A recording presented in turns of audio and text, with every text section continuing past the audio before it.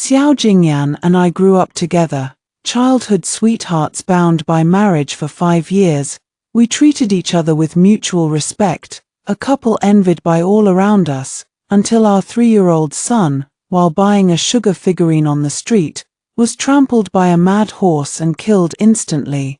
Xiao Jingyan was there too, but he'd chosen to save a commoner's child, leaving our own son to die beneath the horse's hooves. I was shattered by grief, yet forced to accept the cruel truth. That was, until the day I went to the government office to cancel my son's household registration.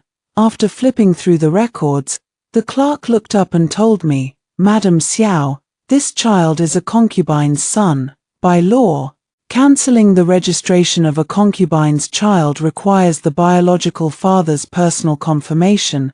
I slammed my palms down on the table. I am Xiao Jingyan's legal wife, and this was our only child. How could he possibly be a concubine's son? The clerk looked stunned, handing the register to me. "General Xiao's legal wife is Song Wanru. You are merely his concubine. This has long been recorded here." At the sound of that name, my world spun. 5 years ago, before Xiao Jingyan and I could marry, he'd gone missing on the battlefield. When I finally found him, he'd lost his memory, living with another woman who was none other than Song Wanru. I stumbled out of the government office, reeling. 5 years ago, I'd begged renowned doctors across the land to cure Xiao Jingyan's amnesia. I still remembered the day he regained his memories, holding me tightly in remorse. "Yunshi, I'm unforgivable. How could I not recognize you? You're the only one I've ever loved." He'd packed his bags immediately and left Song Wanru's home, tossing her a silver note before he went. "This is to repay you for saving my life, but you should never have deceived me." Xiao Jingyan's voice had been cold as ice as he pulled me away, never looking back. But now, the harsh reality stared me in the face. Xiao Jingyan and Song Wanru were the true husband and wife, while I was nothing but his concubine. Tears blurred my eyes as I thought of our tragic son. For 5 years, Xiao Jingyan had slept beside me every night, whispering "Madam" tenderly. It turned out, he'd always been calling someone else. I returned home in a daze, passing the study. I heard Xiao Jingyan talking to his close friend. "Jingyan, it's been 5 years. Are you really going to keep lying to Mu Yunshi forever?" I froze outside the door, holding my breath, waiting for Xiao Jingyan's response. Silence hung heavy in the air. Xiao Jingyan said nothing. "What are you thinking? Deceiving Mu Yunshi for so long for a scheming woman? Didn't you say she's the love of your life?" After a long pause, Xiao Jingyan's helpless voice finally came. "Yunshi can be with me day and night, but Wanru is ill and has to suffer alone. Besides, she saved my life. I owe her. What's wrong with giving her the title of legal wife?" I clenched my fists instinctively, my nails digging into my palms so hard they drew blood. Yet I felt no pain. Xiao Jingyan's voice continued. "Moreover, Wanru is Xiaoan's birth mother. I can't let our son be labeled a concubine's child." His friend erupted in anger. "How dare you mention the child? That day, you could have saved both boys, but you chose to save Song Wanru's son alone. Then you even handed that child to Yunshi to raise. How could you be so cruel to her?" I froze in place, my chest pierced as if by an ice pick, the pain almost suffocating. On the day our son died, 3 mad horses had suddenly raced down the street, charging wildly. I'd been knocked over by the panicked crowd, and our son had been pushed into the middle of the road. As I watched our son and an older boy about to be trampled, I screamed in terror. "Lina!" I scrambled toward him, but it was too late. The horse's hooves were already descending on the 2 children. In that split second, Xiao Jingyan had arrived on horseback, leaning down swiftly to pull one child from under the hooves. Before I could see which child he'd saved, warm blood splattered across my face, burning like fire, searing every inch of my skin. When I saw the child left beneath the horse, I let out a blood-curdling scream and fainted. I woke up 3 days later to find Xiao Jingyan standing before me, holding the child he'd saved. He wanted me to raise him. I tried to refuse instinctively, but Xiao Jingyan had said, "This child's life was bought with our son's. You must treat him well." Never in my wildest dreams had I imagined that child was his and Song Wanru's. I bit my lip so hard it bled, my body trembling uncontrollably as tears poured out like a broken dam. For 5 long years, I'd slept beside a monster, loving my son's killer as my dearest, giving him my whole heart and soul. In that moment, I realized I'd become the biggest joke of all, overwhelmed by grief. My vision darkened and my legs gave way. I collapsed to the floor. Just then, the study door opened. Xiao Jingyan saw me sitting on the ground instantly. "Yunshi, what's wrong?" He rushed to help me, his eyes filled with concern, but I could no longer tell if that concern was real or feigned. "Nothing," I lied. "I missed Lina so much. I went to the temple to pray for him." I stared into Xiao Jingyan's eyes, searching for any flicker of emotion at the mention of our son's name. His expression faltered for a split second before he changed the subject. "Didn't we agree to take her to the hunting competition tomorrow? You look so pale, why not rest at home?" In that moment, Xiao Jingyan's eyes were only for Anna, not a single thought for Lina, who died a horrific death beneath a horse. I'd wanted to believe it was all a misunderstanding, that the man before me was still the Xiao Jingyan who'd once loved me with all his heart. I pulled my hand out of his palm gently, without a word. "It's Anna's first hunting competition. I promised I'd go with him." Xiao Jingyan said no more, ordering a maid to help me back to my room to rest. As I passed his friend, he hesitated, as if wanting to say something, but in the end, he said nothing. Back in my room, I wrote a letter, tied it to a carrier pigeon's leg, and sent it flying to the place I'd built with my own hands. "After Anna's hunting competition tomorrow, I will leave." I packed my belongings, leaving all the gifts Xiao Jingyan had given me on the table. That night, for some reason, I slept deeply. When I woke up, Xiaoan had already left for the hunting grounds alone. Rubbing my groggy head, I hurried to catch up. When I arrived, I was met with a sight that stabbed at my heart. Xiao Jingyan was holding Xiaoan in his arms, while Song Wanru helped the boy fasten his wrist guards. The 3 of them laughed happily, a perfect family. When Lina was alive, he'd begged Xiao Jingyan to hold him just once, but Xiao Jingyan had always frowned, saying, "Boys should be independent. What kind of man lets himself be carried everywhere?" It turned out, he didn't dislike holding children, he just disliked holding mine.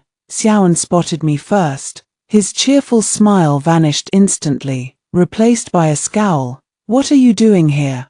I already have father and Aunt Song with me." When Song Wanru saw me, she hurried over to apologize. "I'm so sorry, sister," she said softly, her eyes filling with tears. "I never meant to intrude. I just missed Xiaoan and Jingyan so much. Please don't blame them." Before I could respond, Xiao Jingyan spoke up. "Wanru just happened to pass by. When she heard Anna was competing, she wanted to cheer him on. Don't be hard on her." I almost laughed out of anger. He hadn't even given me a chance to speak. How could I be hard on Song Wanru? Taking a deep breath, I held out a pair of wrist guards to Xiaoan. "I'm sorry I'm late, Anna. I made these deerskin wrist guards specially for you." Perhaps because we shared no blood, Xiaoan had never been close to me, but I'd always treated him as my own. He didn't take the wrist guards, letting out a disdainful snort. "I don't need them. Aunt Song already gave me a much better pair." He held up his wrist triumphantly, showing off a brand new pair of wrist guards exactly like the ones in my hand, but with clumsier stitching. They'd clearly come prepared, yet Xiao Jingyan could lie straight-faced and say it was a coincidence, but I was too tired to expose them. "The competition is starting soon. Let's go," I said flatly, noticing my pale face. Xiao Jingyan took my hand voluntarily. A flash of jealousy crossed Song Wanru's eyes. When it was Xiaoan's turn to compete, he suddenly insisted that I follow him to collect the game he shot. Collecting prey was usually the servant's job. I thought Xiao Jingyan would refuse, but instead, he turned to Song Wanru to explain the competition rules. Ignoring my discomfort, whether intentionally or not, Xiaoan rode far ahead, forcing me to stumble after him. Suddenly, a rabbit darted out of the bushes. Xiaoan glanced in Song Wanru's direction, then immediately narked an arrow and shot it straight at me. I froze in shock, dodging sideways just in time, but the arrow grazed my neck, leaving a deep gash. I fell to the ground, gasping in pain as blood gushed from the wound. When I looked down, I saw the blood gradually darkening. "The arrow is poisoned," I whispered. Xiao Jingyan examined my wound, then immediately sent someone to investigate the arrow's origin. Song Wanru rushed to stop him. "This is the Emperor's hunting event. Investigating without permission will displease him. Besides, if the arrow were truly poisoned, Sister would already be dead. Let's take her to bandage the wound first." At that moment, Xiaoan rode over. Seeing the blood on my neck, he looked flustered but still couldn't help complaining. "It's your fault for running around and distracting me. Now I lost the competition." The two echoed each other's words. Xiao Jingyan seemed to realize something, calling his man back. "I'll take you to treat the wound first," he said, reaching out to help me. I swatted his hand away, staring coldly at Song Wanru. "Someone tried to kill me. We must investigate thoroughly." Xiao Jingyan's face darkened instantly. "Mu Yunshi, it's just a scratch. Do you really need to make a scene and disrespect the Emperor? Can you afford the consequences?" Song Wanru chimed in. "Yes, sister, Anna didn't mean it.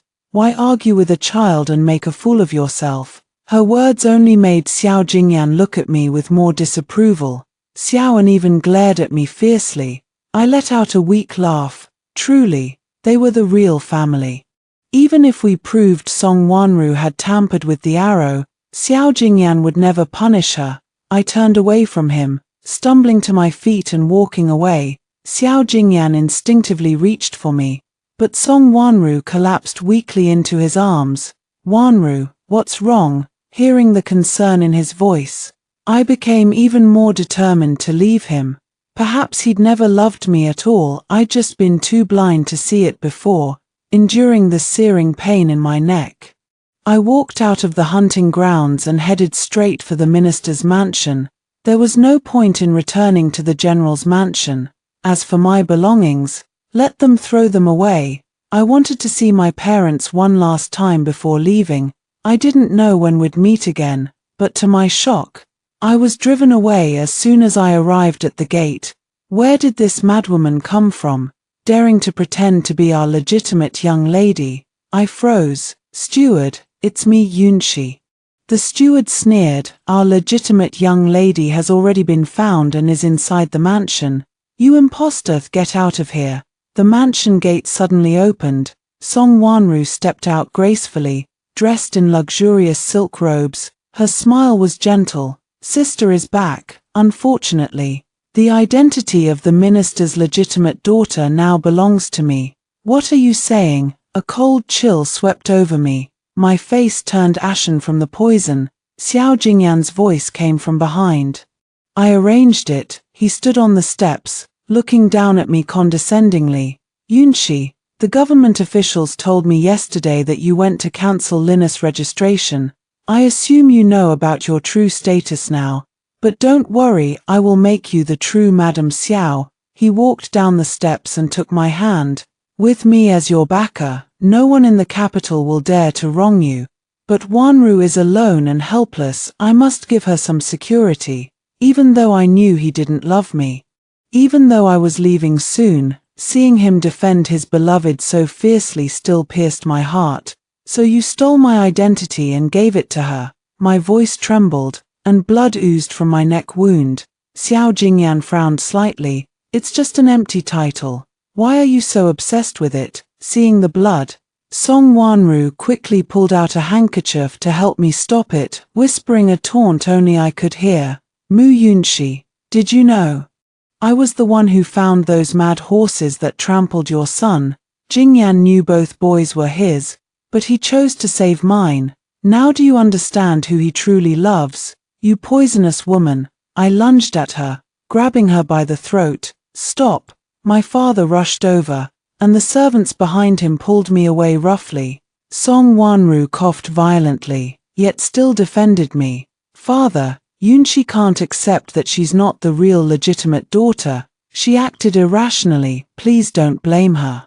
Don't worry, my daughter. I won't let you be wronged, my father said, ordering the servants to press me to the ground and beat me 30 times with a wooden plank. Xiao Jingyan stepped in front of me, but his words sent me plummeting into an icy abyss. Wanru kindly tried to help you, but you attacked her for no reason. It's your fault. Apologize to Wanru, and this matter will be dropped. I stared at him, laughing bitterly. You're right, I am at fault. I was wrong to think you were a decent man. I was wrong to not see you for the beast you are sooner. Xiao Jingyan's pupils contracted sharply. It seems I've spoiled you too much.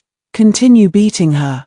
Ah, with the first strike, I heard the sound of bones breaking. As I lay on the ground, half dead from the beating, Xiao Jingyan suddenly snatched the plank away in a fit of rage. Apologize, and I'll spare your life, he said coldly. I spat out a mouthful of blood. What kind of lowlife are you to think I'd bow to you? You, Xiao Jingyan's veins bulged with rage. It was the first time I'd shown him my fangs. Song Wanru cried, begging for mercy on my behalf. Stop beating her. Sister was just confused. She'll die if this continues.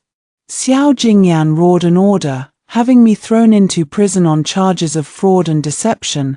I knew he was waiting for me to apologize. As long as I bowed my head, he'd shower me with favor again. But I no longer cared for his cheap, worthless love. As I was dragged into the prison, I spotted several familiar faces in the distance. We exchanged a silent, knowing glance. The sound of blades slicing through flesh echoed. All the guards fell to the ground instantly. 3 days later, Xiao Jingyan arrived at the prison. Have you apologized yet, my lady? The guard, terrified by the unexpected visit, trembled violently. General, Madam's wounds worsened last night, and the poison spread. When we found her this morning, her body was already cold. Xiao Jingyan grabbed the guard by the throat. Say that again. The guard shook uncontrollably. Madam is truly dead. Following orders, we've taken her to the mass grave.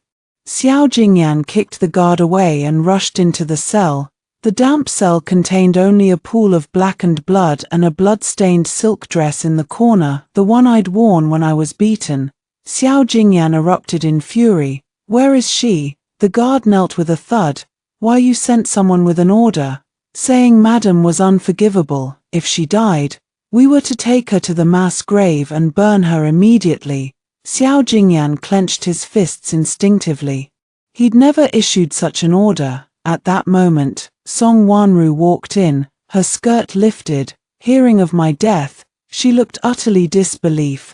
Sister has always been clever. She must be angry about your punishment the other day. She bribed the guards to fake her death and make you worry. The guard knelt, insisting it wasn't true, but Xiao Jingyan refused to believe him. He kicked the guard hard. Tell me, how much did Mu Yunshi pay you to lie to me? General, I swear. Even if you gave me 100 times the courage, I wouldn't dare deceive you. The guard wailed. The person who delivered the order had your token, so please spare my life. Realizing someone had impersonated his men, the guard pressed his forehead to the ground in terror. Song Wanru urged Xiao Jingyan to calm down. Sister has been in the general's mansion for years. She must have loyal servants. Perhaps she colluded with them to steal your token and escape. Now that she's lost her identity as the minister's legitimate daughter, where else can she go but back to you? Her words soothed Xiao Jingyan's anxiety. After all, in his mind, I loved him so deeply. How could I bear to leave him? Years ago, when Xiao Jingyan lay dying from battle wounds, I'd knelt in the snow for days to beg for life-saving medicine. When he marched north, I'd sold my dowry to replenish the military supplies. Even when his son Xiao An had a high fever that wouldn't break, I'd stayed by his side for 3 days and nights without rest. Back then, Xiao Jingyan had held me and sworn he'd protect me for the rest of his life. Now the man who'd made that vow was still here, but his promises had long vanished like smoke. Despite Song Wanru's reassurance, Xiao Jingyan couldn't shake the unease when he thought of me lying half dead from the beating.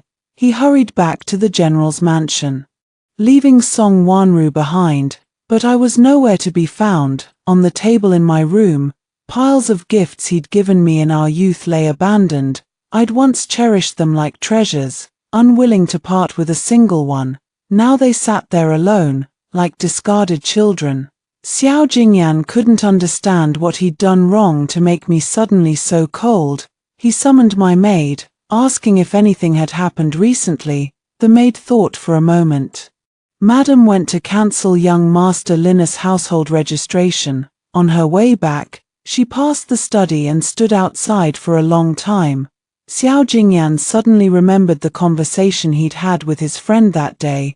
Damn it, Yunqi must have heard about me saving Anna instead of Lina.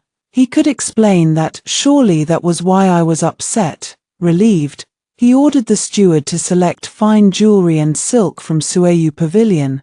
The steward asked respectfully, "Shall I send these to Miss Wanru?" Xiao Jingyan froze. He suddenly realized he hadn't given me any gifts in ages, yet he visited Song Wanru constantly, showering her with presents. Frowning deeply, he thought to himself, I clearly love Yunqi, so why do I soften the moment Song Wanru cries? Why do I unconsciously favor her whenever she's around? Why do I hurt Yunqi so deeply when Song Wanru is near?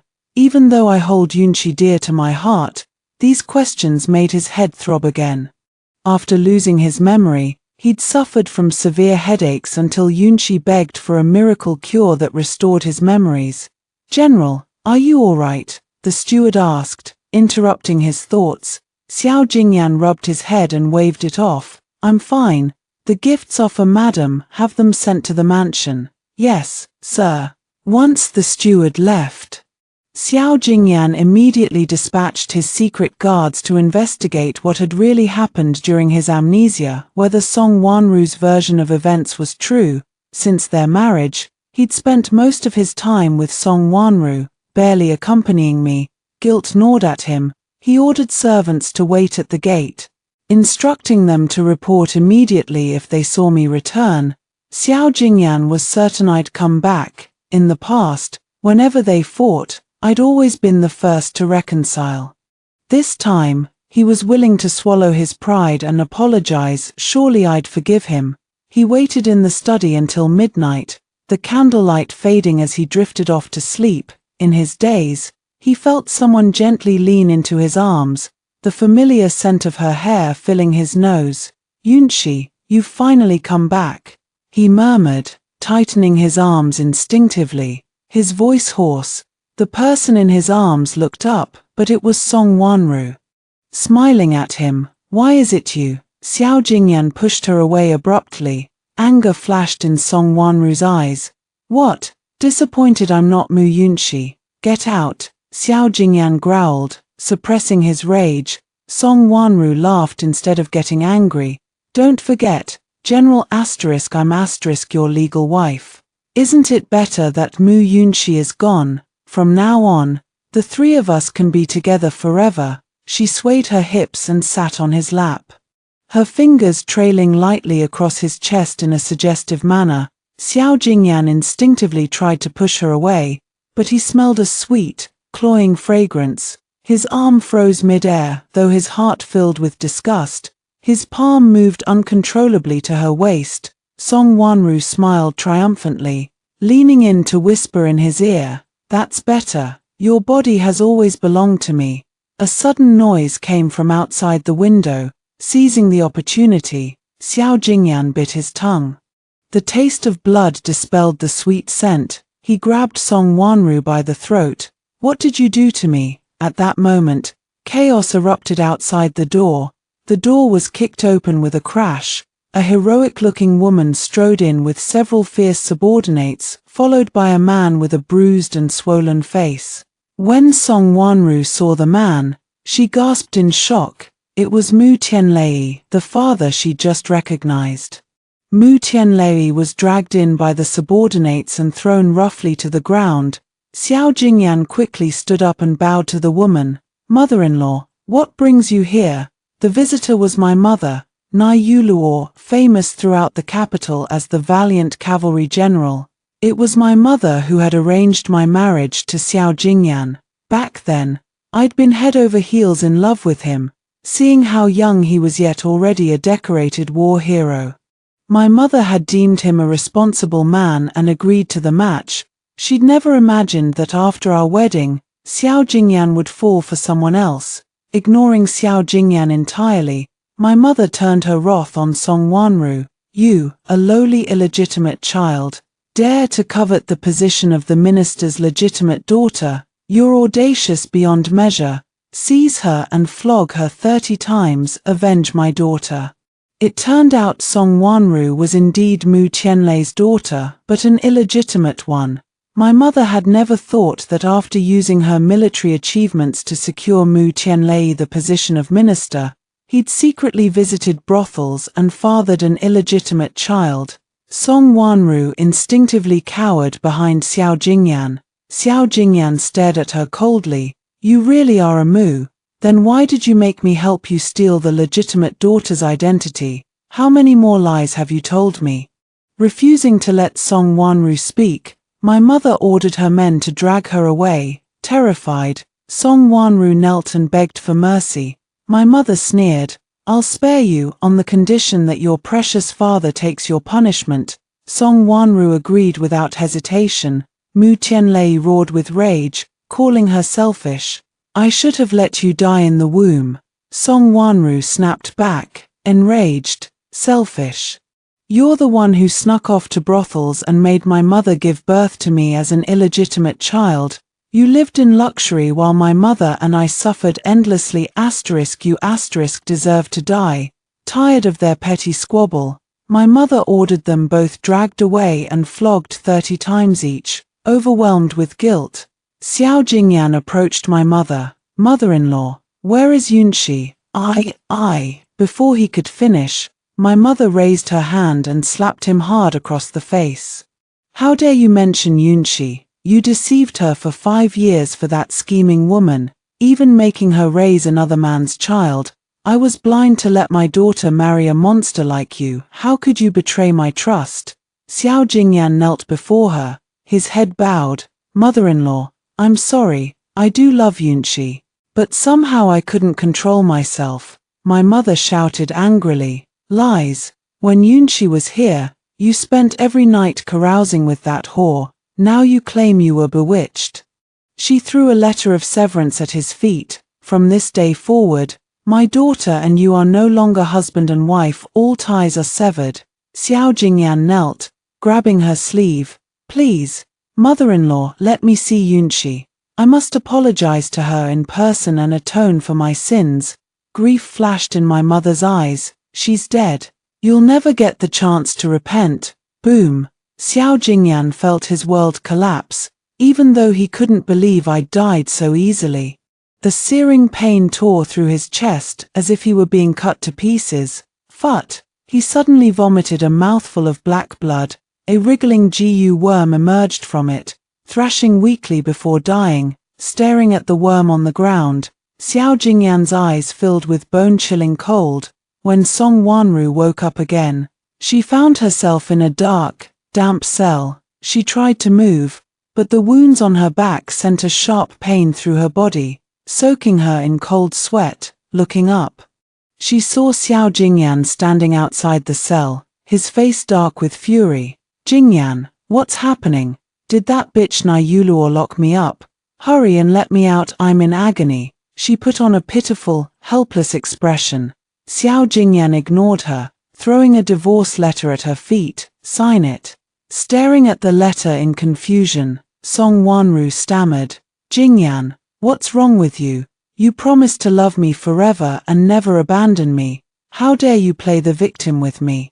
Xiao Jingyan punched the iron bars, shaking the entire cell. His secret guards had uncovered the truth about his amnesia.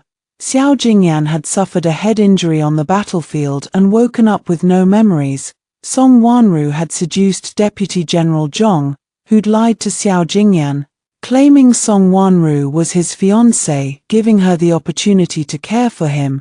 She'd taken the chance to plant a love GU on Xiao Jingyan, making him obsessed with her. That's why. Even when I'd reappeared and he'd felt overjoyed, he couldn't forget Song Wanru. He'd had no choice but to secretly make her his legal wife to appease her. The guards had also discovered that on the day of the hunt, Song Wanru had ordered Xiao to shoot me with a poisoned arrow. She'd stolen Xiao Jingyan's token and ordered my body burned at the mass grave. Thinking of all the pain he'd inflicted on me for Song Wanru's sake, Xiao Jingyan wanted to kill her. Song Wanru never imagined Xiao Jingyan would investigate her in secret. She struggled to her knees, grabbing the hem of his robe. I'm sorry, Jingyan. I just loved you too much. For our son's sake, please don't divorce me. Xiao Jingyan flew into a greater rage, squatting down and grabbing her by the throat. How dare you mention that bastard? He's not my son, he's yours and Deputy General Zhong's. The thought of raising another man's child and killing his own son for that bastard made Xiao Jingyan's eyes turn scarlet. His grip tightened around her throat. Just as Song Wanru was about to suffocate, Xiao Jingyan threw her away violently. Whether you sign it or not, I'm divorcing you. You'll rot in this cell for the rest of your life. As he turned to leave, Song Wanru gasped for breath and laughed maniacally. Do you think you can find Mu Yunxi now? You killed your own child with her. Do you really believe she'll forgive you? Xiao Jingyan spun around sharply. What did you say? Song Wanru grinned maliciously, revealing a devastating truth. While Xiao Jingyan had been amnesiac, I'd traveled countless miles to the military camp to find him, learning that his amnesia caused terrible headaches. I'd ventured into the icy mountains repeatedly to beg for medicine from a reclusive genius doctor. The doctor hated being disturbed, but he'd been moved by my perseverance and finally gave me the cure. It had healed Xiao Jingyan's amnesia and headaches, but Song Wanru had lied to him, claiming I'd traded my body for the medicine. 2 months later, when I'd fallen pregnant, Song Wanru had told him the child was the doctor's. From that day on, a thorn had been planted in Xiao Jingyan's heart. He'd hated the child growing inside me. That's why, when Lina and Anna were both in danger, he'd chosen to save Song Wanru's child without hesitation. He could have saved both, but he'd let my son die beneath the horse's hooves, hoping to tear out that thorn once and for all. Song Wanru's words drove Xiao Jingyan to the brink of madness. He stumbled backward, his face ashen. Watching his disbelieving expression, Song Wanru laughed uncontrollably. You risked your life to save someone else's child, yet you deliberately let your own die. Ha ha ha. Tell me, how could Mu Yunxi ever forgive you? Xiao Jingyan's eyes turned scarlet, veins bulging on the back of his hands as if they would burst at any moment. Why did you do this? He stared at Song Wanru, his gaze piercing. Why? She sneered, her expression as venomous as a hissing snake. Because the heavens are unfair. We're both Mu Tianlei's daughters, so why was Mu Yunxi born a noble legitimate